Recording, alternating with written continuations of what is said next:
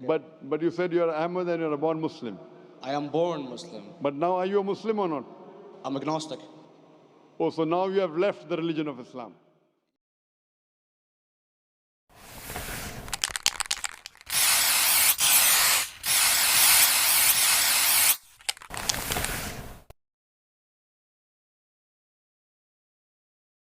I come from the glorious country of Iraq, and I'm a born Muslim.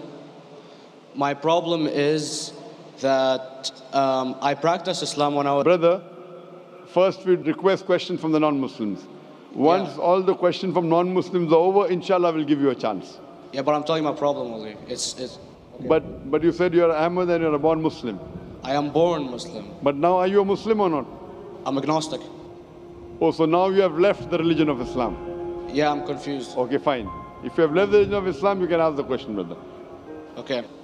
So my question is, how come I don't have the faith that you and the other Muslims have and some of my friends, even though I practiced Islam a lot and I even did Umrah, but I still do most of the sins that are forbidden in Islam, and I sometimes am lazy to do the prayer and the other subjects we have to do in Islam. I have read many books and about other religions and conspiracy theories and documentaries and such. I even have seen your own videos on YouTube, and there are many questions that go around my head about Allah and the Messenger and Muslims in general. And basically the most important question is, you said in one of your debates or questions that Allah is the creator and He's uncreated. But I have realized, how can the uncreated exist? And if He exists, how can we notice Him?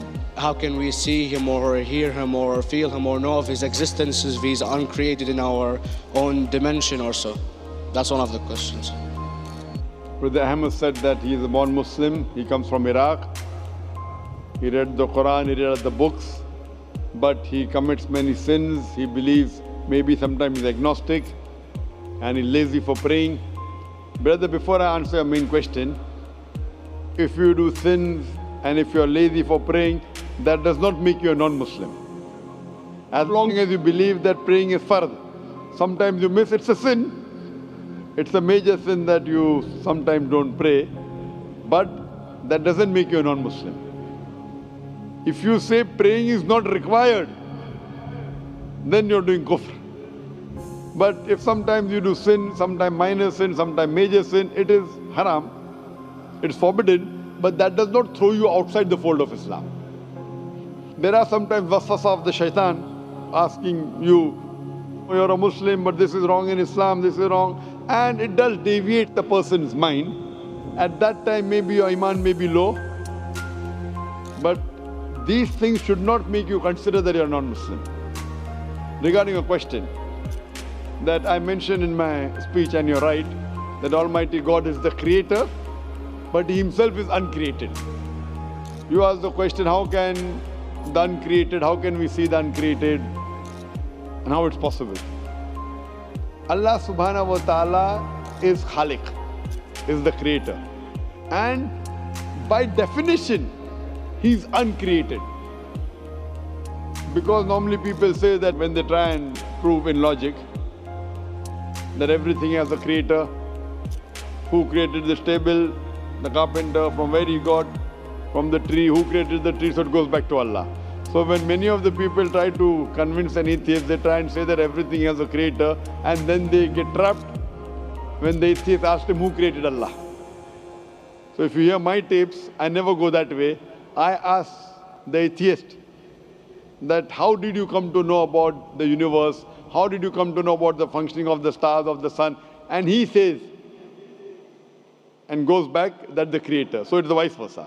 So if you know how to deal with logic, you don't trip over this problem with the atheist trap, the Muslims or the believers, by saying who created Allah. By definition, Allah is uncreated. And if you ask the question, who created Allah? If you have heard my tapes, I give the reply. That suppose a person comes and says that my brother John. Yeah, I know, I saw that, I heard that's funny, but I mean, how does he exist if he's uncreated? Not that is Allah. Yeah. That's the difference between you and Allah. How does he exist? Means he was existing. He doesn't have a beginning. You and I have a beginning, that's human being. So that is the difference between us and Allah. You can't say that Allah has to be like us. If Allah is like you and me, why should we worship Him?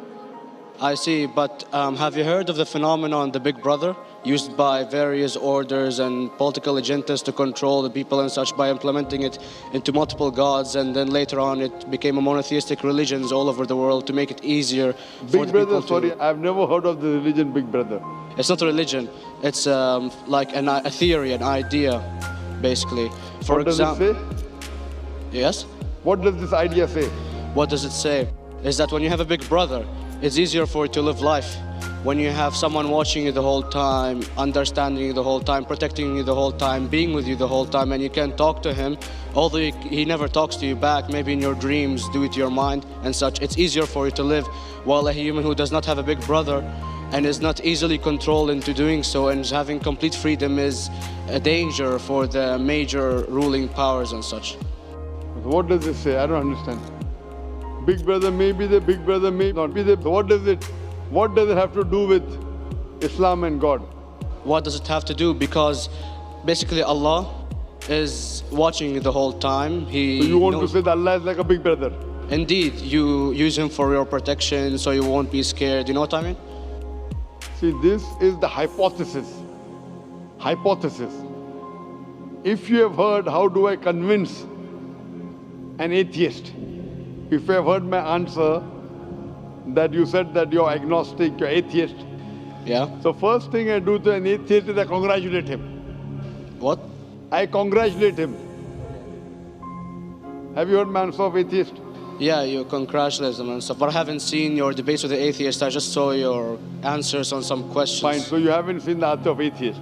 No, but I've seen your debate with David William Campbell. And that David William Campbell is not an atheist. Yeah. Now when an atheist tells me he does not believe in God like your theory of Big Brother, yeah. And if you believe in that theory, I will ask you, first thing I do to the atheist, I congratulate him. You know why? Yeah, because they think and they don't follow what their parent does and such stuff like that. No. I congratulate him because he is not doing blind belief. The other people are doing blind belief. He is a Christian because father is a Christian. He is a Hindu because father is a Hindu. Most of the Muslims are Muslim because father is a Muslim. He is thinking. He says there is no God. He has said the first part of the Islamic Shahada, La ilaha. The reason I congratulate him is because he has said the first part of the Islamic Shahada, Islamic Creed, La ilaha. The only thing I have to do is illallah, which I shall do inshallah. So if you have heard my answer, an atheist becomes an atheist because he believes in science, he believes in logic. Or I ask him that if an equipment is bought in front of him, which no one in the world has ever seen, and if the question is asked that who will be the first person who will be able to tell you the mechanism of this new equipment, what is the answer? Of course, he's going to tell you the producer or the maker of this equipment. Creator, producer, maker. So when we ask him questions that how did this universe come into existence, he will talk about the Big Bang. This what we're going to talk is already mentioned in the Quran 1400 years ago in Surah Anbiya chapter number 21 verse number 30. Avalam yaral lazina kafaru anna samawati wal arda kanat ratkum fataqnahuma. Do not the unbelievers see that the heavens and the earth were joined together and we clove them asunder. This what you came to know 50 years back is mentioned in the Quran 1400 years ago. Who could have mentioned that? Well, in various civilizations in like 2000 or 5000 BC before Islam came or Christianity itself, there was various civilizations that are good in astronomy and they know more about our solar system than we do now, sadly. Brother, your knowledge of science is little, not in-depth. I do agree. There are certain things which were known as hypotheses. For example, we came to know, we were proved that the earth was spherical in 1577. I know that in 6th century BC, there were Pythagoreans who believed that the earth was spherical. But the same Pythagoreans who believed the earth was spherical also believed that the earth was the center of the universe, which is wrong. You show me one civilization which believes 100% what the Quran has mentioned. I challenge you. What you say So do you mean to say there was a person who said, okay, this civilization, out of 100 things, these 2 things are right. Out of 100 things, these 5 things are right. Out of this 100, and picked and chose. Who can do that? No one besides the Creator.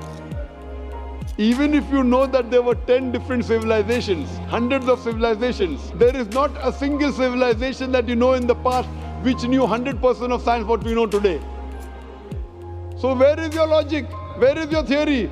I do know that certain things were hypotheses, which were proved later on. But there is not a single civilization which knows everything what is mentioned in the Quran.